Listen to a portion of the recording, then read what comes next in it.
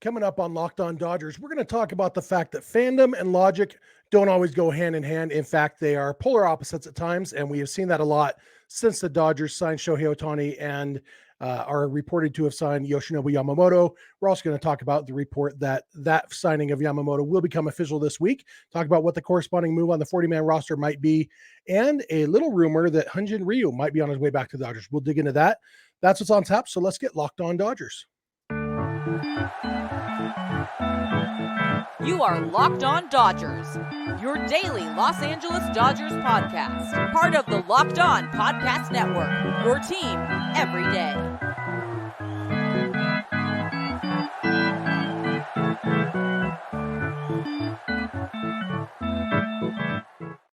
Hey, Dodger fans, this is Locked On Dodgers, part of the Locked On Podcast Network, your team every day. Thank you for making Locked On Dodgers your first listen every weekday morning. Remember, this show is free and available on all podcast platforms and on YouTube simply by searching for Locked On Dodgers. Or even better, go ahead and subscribe wherever you're watching or listening right now. Then you can be an everydayer just like we are. If this is your first time with us, I am Jeff Snider. My normal co-host is Vince Samperio, although it's just me today. Vince and I are both lifelong Dodger fans just like you are. We've also both spent time covering the Dodgers in the press box and the locker room, so we're not quite insiders, but we're bringing the smart fans perspective on our boys in blue every weekday morning. Today's episode is brought to you by FanDuel. Make every moment more. Right now, new customers get $150 in bonus bets with any winning $5 moneyline bet. That's $150 if your team wins.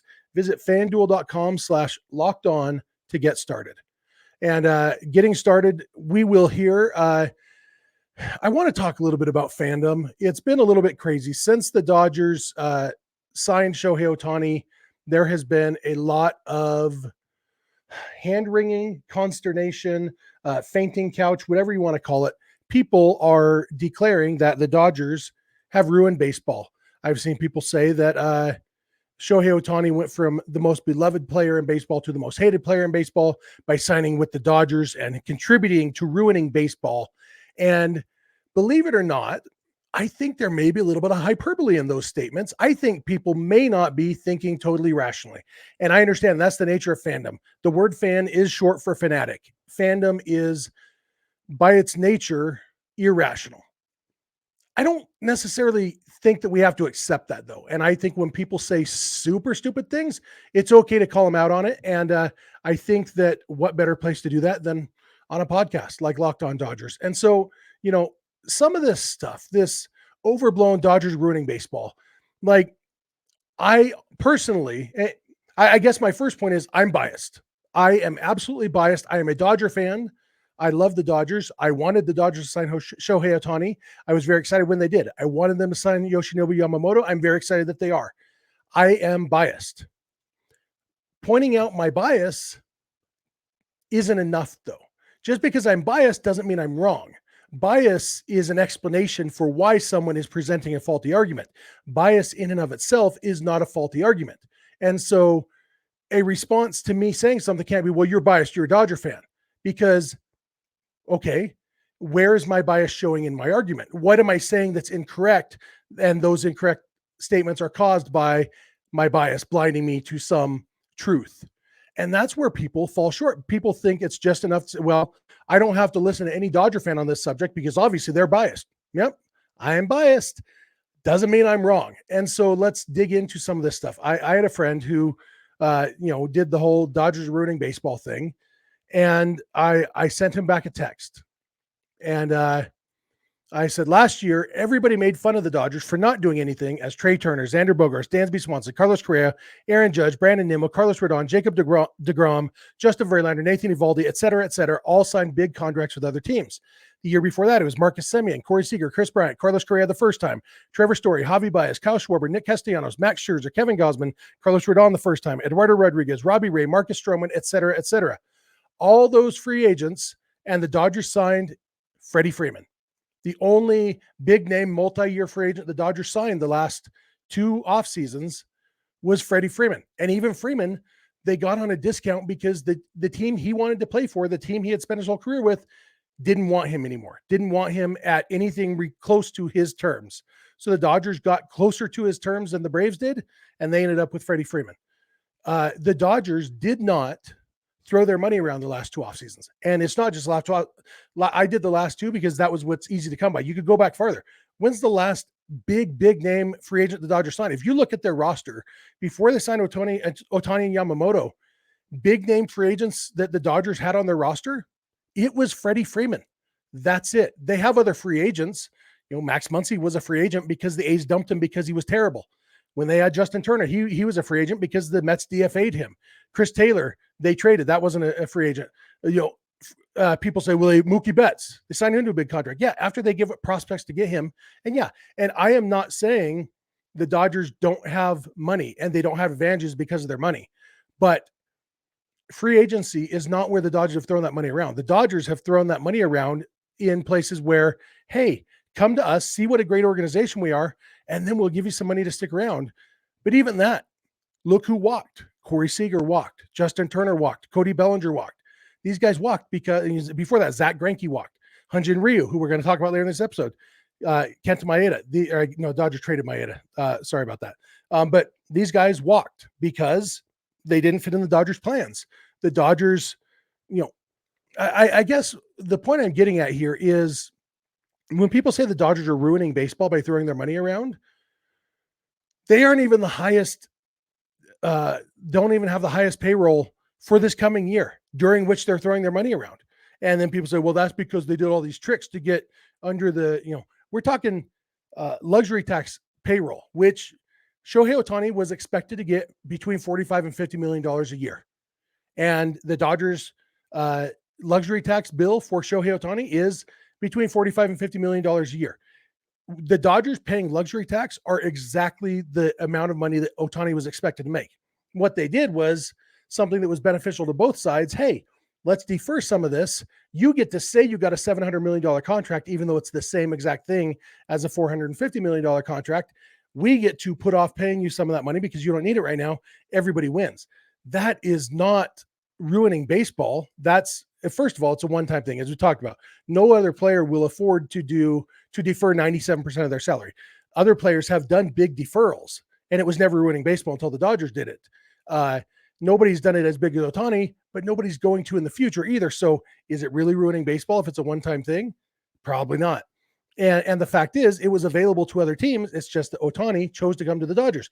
Why did he do that? Because all the different ways that you can build a team, one of which is free agency, trades, player development, drafting, all of those, identifying people off the scrap heaps. The Dodgers are really good at all those ways that you can build a team. That's why guys like Ohtani want to sign with the Dodgers, because the Dodgers have proven we are a successful franchise and Ohtani can come and just add to that. And so when people bemoan, I feel like the Dodgers would have to at least have the highest payroll this coming year. Ideally the highest payroll ever before they were ruining baseball. Highest payroll ever? Oh no, that's the Mets, who were people screaming that they were ruining baseball last year. Not that I remember. Maybe some people were. I don't know. I didn't hear it. But the fact is, most people looked at it and said, well, there's a lot of concerns there with the way the Mets are spending their money. Signing Justin Verlander and Max Scherzer, both of whom were 800 years old and arms barely holding on. And both of them ended up having injury issues. Both of them got traded because the Mets underperformed, et cetera, et cetera.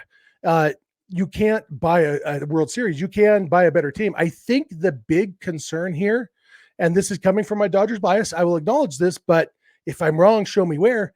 I think the concern is people are worried that the Dodgers are doing it well. The Dodgers are spending a lot of money and doing it well. When the Mets bumped up their payroll last year, it wasn't on the best free agents. Max Scherzer, I guess Scherzer was the year before, Justin Verlander, they were good free agents. They signed Francisco Lindor to a big, long extension. There's a lot of money there, but they weren't getting the top guys available. If the Dodgers went out and got the best hitter available and the best pitcher available, I think the concern is that the Dodgers are doing it well. And so I'll read my last paragraph that I texted to my friend in response. And I'll end this segment with this. all those free agents, and the Dodgers signed only Freddie Freeman. That was great for baseball. It was great that the Phillies signed Bryce Harper and Trey Turner and Nick Castellanos and Kyle Schwarber. It was great that the Padres signed Manny Machado and Xander Bogaerts and traded for Juan Soto and extended Fernando Tatis. It was great that the Angels locked up Mike Trout and Shohei Ohtani and signed Anthony Rendon, et cetera, et cetera. Now that the Dodgers signed 2 guys, suddenly the sky is falling and baseball is ruined.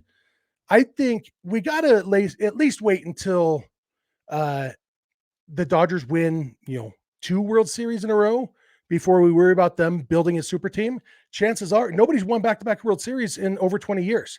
Chances are it won't be the Dodgers the next 2 years. Hopefully it will, but even if it is, they won't have ruined baseball. But let's at least wait until that point before we start worrying about super teams and ruining baseball and all of that stuff. And, every one of these arguments has these kind of flaws that are all irrational. The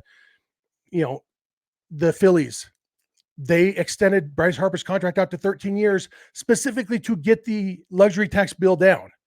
The Dodgers are paying the full $46 million that the Shohei Ohtani was expected to get in luxury tax. It's a double standard. It's weird. And it just shows logic and fandom don't go well together. I'm going to come back in a minute. I'm going to talk about Yoshinobu Yamamoto. His signing will apparently be made official on Wednesday, so we'll talk about that. We'll talk about what a corresponding roster move might look like, and we'll dig into Hyun Jin Ryu a little bit later. So thank you for making Locked On Dodgers your first listen every weekday morning, and please keep it Locked On Dodgers. This episode is brought to you by FanDuel. Score early this NFL season with FanDuel, America's #1 sportsbook. Right now, new customers get $150 in bonus bets with any winning $5 moneyline bet. That's $150 if your team wins. Moneyline bet just means you pick the winner. You don't need over-unders. You don't need to cover a spread. It's just, who do I think is going to win? You have a feeling. You pick the winner. If you're right, you put at least $5 on it. Boom, $150 in bonus bets. If you had picked the Raiders over the Chiefs on Monday, Christmas Day, that would have been a really good move for you, especially if you put more than $5. You win a bunch of money there, and also get your $150 in bonus bets. And so, if you have a feeling, get in on it. If you've been thinking about joining FanDuel, there's no better time to get in on the action. The app is so easy to use. There's a wide range of betting options, including spreads, player props, over-unders, and more. So visit FanDuel.com/lockedon and kick off the NFL season. FanDuel, official partner of the NFL. Hey, I'm back. I want to thank you for making Locked On Dodgers your first listen every weekday morning. Especially want to thank you everydayers. Those of you who are with us every day. It was kind of ridiculous in a good way. Thousands of you watched and or listened to our Christmas Day episode. Thousands of you. And I can't even tell you how much I appreciate that. I expected, and I said on yesterday's episode, I expected some of you to listen. There's always dead time on Christmas Day. Thousands of you, though, it's awesome. I love it. So thank you for being everydayers. If you're not an everydayer, it's easy to become one. Just watch or listen every weekday morning. And if you have friends or family who love the Dodgers, tell them about the show. Maybe they'll like it too. Also want to remind you, you can check out the 2 24/7 streaming channels that Locked On has. Locked On Sports Today and Locked On Sports Los Angeles. They're both on YouTube, streaming 24/7. Locked On Sports Today gives you the whole nation's sports coverage. Locked On Sports Los Angeles obviously specifically focuses on LA sports. You can find this podcast on Locked On Sports Los Angeles every day. So check out both of those from the Locked On Podcast Network, which is your team every day. And last thing I want to remind you about really quick before we move on, you can become a Locked On Dodgers insider by going to joinsubtext.com/LockedOnDodgers.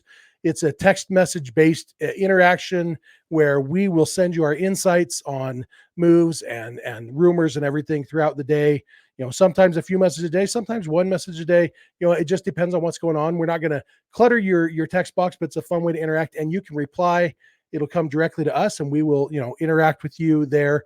It's a lot of fun. We have quite a few over there right now, and enjoying that a lot. It's only a few bucks a month, and there's a free two-week trial. So check that out. Go to joinsubtext.com/LockedOnDodgers. And now let's dig back into the episode. There was a report on Christmas Day, Monday, that the Yoshinobu Yamamoto signing will become official on Wednesday. The Dodgers will be holding a press conference at, I believe it was 3 p.m. Pacific time, which is like 8 a.m. in Japan, I think I saw. And so that move will become official. Before that can happen, the Dodgers are going to have to make a 40-man roster move, which we'll talk about in a minute. Some possibilities there. Before we get into that, we got some more word. The last time we talked in detail about Yamamoto was on Friday or on Thursday when Thursday night when the signing became official, or not when it became official, when we got word that it was happening. And we've gotten more information since then about what the contract looks like. There are 2 opt-outs, I believe, after years 6 and 8 of the deal. And the contract is somewhat backloaded, according to Ken Rosenthal. Speaking backloaded, I'm going to lean back in my chair a little bit. I hope you guys don't mind. I'm getting a little comfortable. I'm having some back issues. But the contract's a little bit backloaded. We don't have specific numbers on how backloaded it is. But we did hear there's a $50 million signing bonus, and then presumably much smaller salaries for the first few years. So basically, Yamamoto would be giving up the highest paid years of the contract if he did opt out. And so there's incentives for him not to opt out. There's also, obviously, if he pitches well, he still could opt out. So it's kind of a win-win. It's kind of the platonic ideal of an opt-out where it could work out for both sides. And if he's pitching, the way it doesn't work out is if he's pitching poorly, and so he doesn't opt out and the Dodgers continue paying him. But, that's the risk you sign up for when you sign a pitcher to a long-term deal like they are doing. So that we haven't heard many other details besides that on what the contract looks like. Presumably we will get those actual details over the next couple days as the deal becomes official. I'm interested to see what the press conference looks like. I assume they'll do it in the same spot at Dodger Stadium, out by the front door to Dodger Stadium in center field, where they did Ohtani's press conference. I assume maybe they didn't even take the chairs down, just threw a tarp over them or whatever. But it's going to be exciting. It'll be similar. I don't know. I guess one thing we'll learn is, will Yamamoto be using the same interpreter that Ohtani is using, or will he have his own? That's something we don't know. Not super important, but it'll be interesting to see at least. And the rest of the press conference, obviously, Yamamoto is a big deal, maybe not quite as big a deal as Ohtani, but still a very big signing. Obviously, the Japanese media presence will be big again. So should be a lot of fun, a lot of excitement. I'm assuming that Sportsnet LA will be broadcasting it. I assume the Dodgers will be streaming it, just like they did with Ohtani. All the ways to watch it will probably be about the same. MLB Network showed the Ohtani one live. I assume they will with Yamamoto, but I don't know that for sure. But it'll be fun to kind of get our first glimpse into Yamamoto and see, who he is, see his personality a little bit, and get to know him a little bit. I am excited about that. Excited to make it official. Now, before they can make it official, they need to make room on the 40-man roster. And there's a couple ways they can do that. One of the ways is to make a trade or two that frees up spots on the 40-man roster. We have talked about how the Dodgers are definitely going to be making some trades this offseason. And so maybe one of those trades happens before the press conference on Wednesday, and they clear up roster spot that way. So it could be someone like Michael Busch or Miguel Vargas or, any Diego Cartaya, some of these guys who we've talked about that might be on the move. One of their, a Michael Grove kind of guy, somebody like that, or some of those guys could be involved in trades. We haven't heard any rumblings about specific trades that the Dodgers are working on right now. Doesn't mean they're not. In fact, chances are I'm recording this at 10:30 p.m. Pacific on Christmas night. And so I assume the holiday break is over for the Dodgers front office, and they're working pretty hard on all of these things. So a trade is definitely one way they could do it. But another way would be simply DFAing somebody, simply getting somebody off the roster. And when we look at who the possibilities are there, it is some names we've talked about before. Brian Hudson really jumps out at me. Like, I have nothing against Brian Hudson. I just have a hard time picturing Brian Hudson being a big part of this Dodgers bullpen. He could be. I'm not going to bet my shoe or bet that I'll eat my shoe that he won't be. But Brian Hudson seems like a really, really prime candidate when you look at the other relievers the Dodgers have, the needs on the 40-man roster, et cetera, et cetera. He is the most likely guy on the 40-man roster, I would think, to be DFA'd, to just be dumped for nothing. Other guys who could fit into that, Gus Varland, Ryan Yarbrough.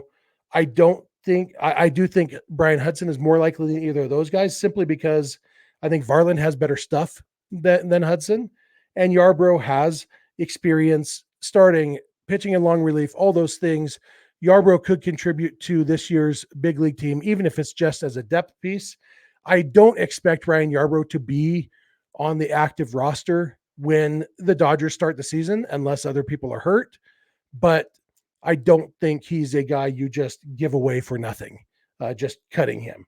And so if Yarbrough is off the roster to make room for Yamamoto, I assume it will be because of a trade. Other guys, like when you look through the rest of the Dodgers 40-man roster, there are no position players who are DFA candidates right now. And so you really are looking at and there's other pitchers who, wouldn't be totally shocking. Yancy Almonte had a bad year last year, but he had a great year the year before that. I don't think they're going to give up on him. JP Fireeisen hasn't pitched for the Dodgers yet, but they traded for him for a reason, and he has a ton of team control left. I don't think JP Fireeisen's going anywhere. Beyond that, yeah, I think that's basically it. And so if it's a DFA, I'd be shocked if it's not Brian Hudson, basically, at this point, because he absolutely makes the most sense. He also could be a guy who they bring back on a minor league contract, depending on, what he wants to do. I mean, he's 26 years old, almost 27, doesn't throw hard despite being huge. Just, he makes a lot of sense as that roster move. Although what makes even more sense is a trade, because we know they have to make trades anyway. We know they need a roster spot right now. I'm sure if the Dodgers can work out a trade between now and then, they will. But Brian Hudson will be definitely plan A, fallback plan, if they need to DFA somebody. They may need another roster spot soon too, because there was a rumor, a weak rumor, but a rumor that the Dodgers might be in talks with Hyun Jin Ryu, former Dodger Hyun Jin Ryu. So we are going to come back in a minute. We're going to talk about that. So thank you for making Locked On Dodgers your first listen every weekday morning, and please keep it Locked On Dodgers.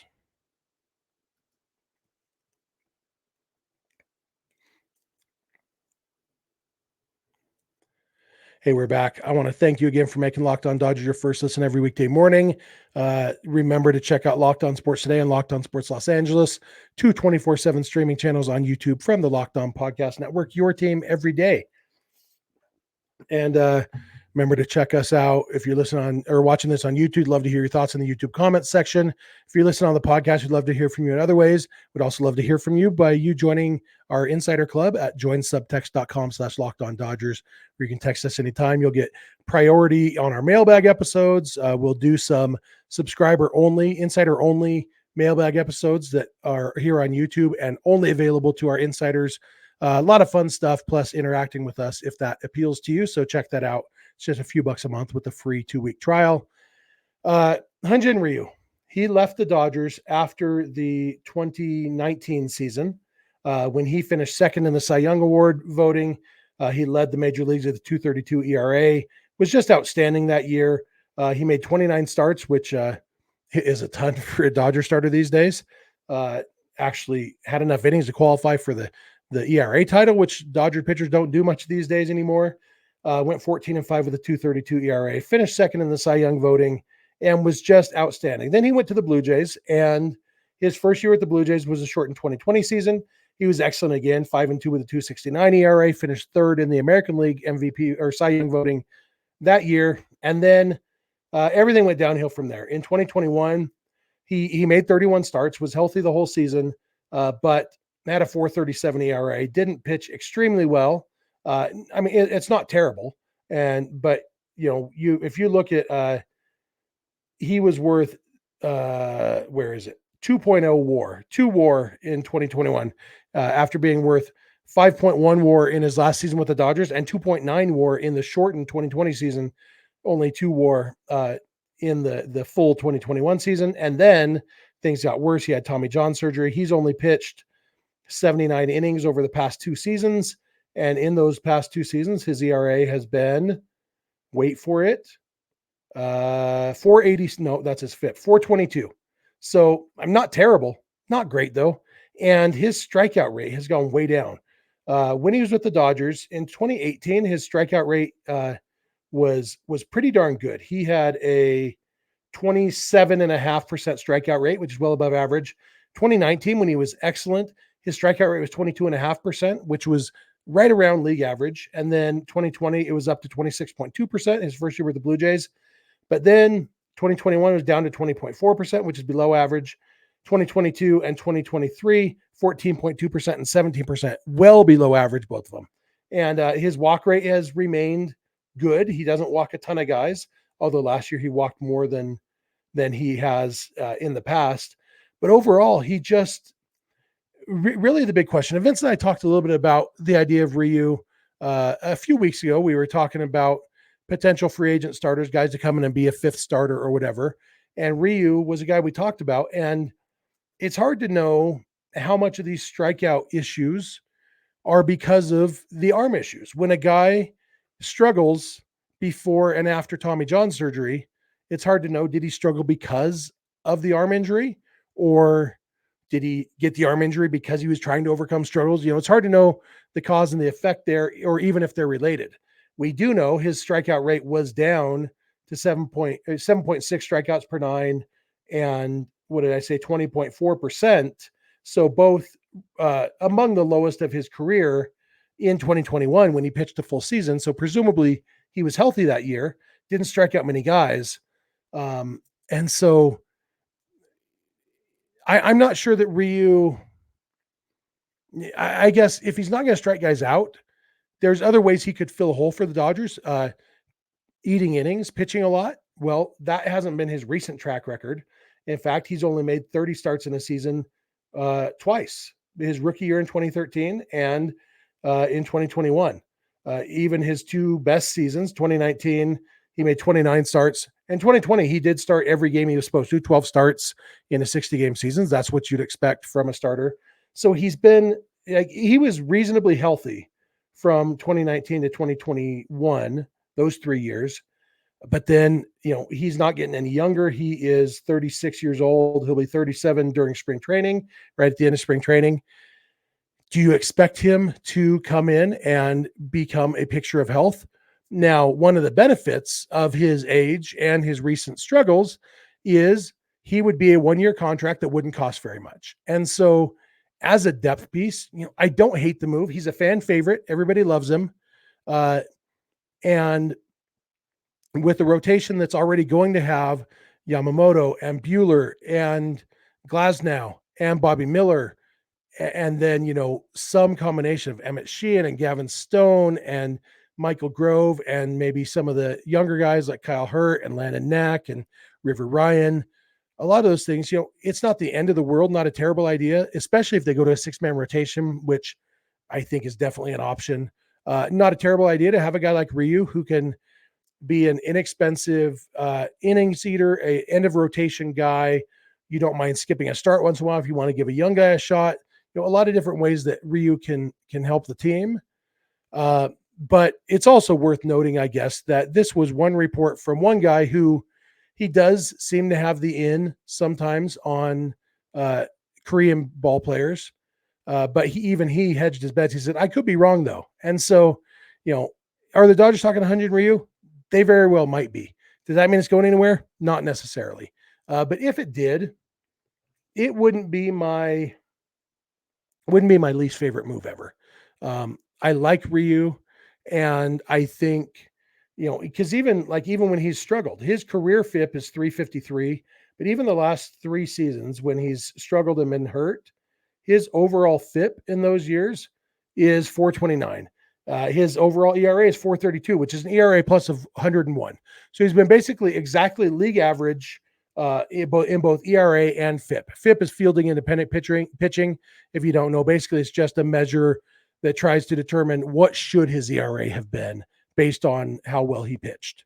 And it's based on walks, strikeouts, and home runs, the 3 things that theoretically a pitcher can control. So, but his FIP and his ERA line up very well over those 3 seasons, and they're both about league average. And if Ryu could come in and pitch, give 6 innings per start when he does start and league average, he could be successful and it could be good for the Dodgers. Basically, Lance Lynn without the home runs, basically. Now, and although now that I look at it, not totally without the home runs, in those last 3 seasons, he's pitched 248 innings and allowed 38 home runs. So that's, if we pencil him in for 150 innings, that's still, 25-ish home runs probably. Still not quite Lance Lynn levels, but not ideal. But, I guess my end point is I don't hate the idea of Hyun Jin Ryu. When we're talking about, are they maybe going to go after Lucas Giolito as that 5th starter?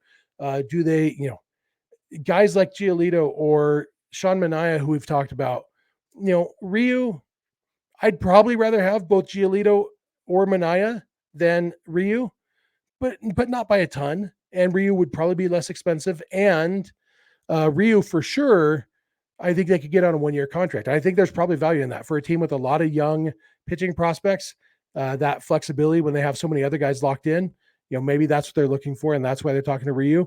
It'll be interesting to see if anything comes of that, and if so, what that deal would look like. That's going to do it for me for today. We've got a few more episodes this week. Vince and I should be together tomorrow, I think, and obviously on Thursday morning, Wednesday night, we'll have plenty to talk about with Yamamoto's press conference, but there's always Dodger stuff to talk about, and we enjoy doing it with you. So thank you for making Locked On Dodgers your first listen, especially our everydayers. We really appreciate you. If you're not an everydayer, it's easy to become one. Just watch or listen every weekday morning. Remember to check out and become a Locked On Dodgers insider by going to joinsubtext.com/LockedOnDodgers. Be sure to check out the 2 24/7 streaming channels that the Locked On Podcast Network has over on YouTube, Locked On Sports Today and Locked On Sports Los Angeles, both of those streaming 24/7. You can follow us on Instagram and on Twitter at Locked On Dodgers. Vince is on Twitter at VinceSense91. I'm on Twitter at Snydog, and both of our DMs are open over there. Our email address is lockedondodgers@gmail.com, and our phone number for voicemails or text messages is 323-863-LOCK, 5625. We are here every weekday morning, and we hope you'll be here with us. When you get in your car or sit on your couch, tell your smart device to play podcast Locked On Dodgers. And remember, you don't have to agree. You just have to listen. We will talk to you tomorrow.